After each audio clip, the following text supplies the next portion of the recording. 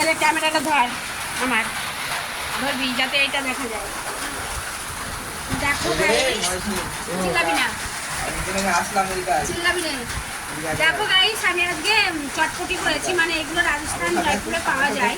তো এর মধ্যে আছে পেঁয়াজ কুচি, তো চাট মশলা আছে, তারপরে তোমার আমি চাট মশলা আজকে অল্প একটু ছিল ওটা দিয়েছি।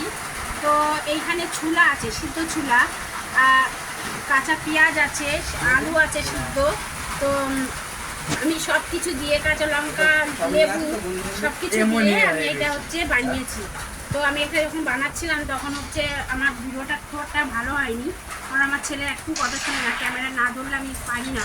তো এখন এটা তো করা হয়ে গেছে। যাই হোক, তোমরা চাইলে বানিয়ে খেতে পারো। এটা একদম সোজা, একদম খেয়ে দেখবে, খুবই সুন্দর সুস্বাদু খেতে।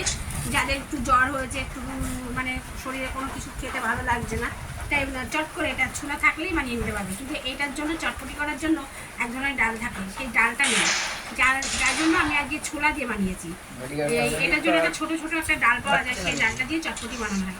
আমি রাজস্থানে যখন ছিলাম 1 বছর, তখন আমি খেতাম এগুলো, পার্কে বেড়াতে গেলে কিনে খেতাম। কিন্তু আমি আজকে সেইটা মনে হলো যে আমি তো এটা অন্য কিছু বানিয়ে ফেলি। ঘরে ছোলাগুলো পোকা হয়ে গেছে, চালু করলাম। যাই হোক, এটা খেতে কেমন হয়েছে একটু খেয়ে দেখবো, তারপরে তোমরা বানিয়ে খেয়ে দেখি। দাঁড়াও, আমার কাছে আছে, এ দেখ। হয়েছে খেতে, তোমরা চাইলেও খেতে পারো এভাবে বানিয়ে। খুব টেস্টি হয়েছে, মানে কি বলবো, সর্ষের তেল দিতে পারো, যেমন তোমরা করতে পারো। তো ঠিক আছে, আমরা খেতে থাকি, তোমরা দেখতে থাকো কেমন।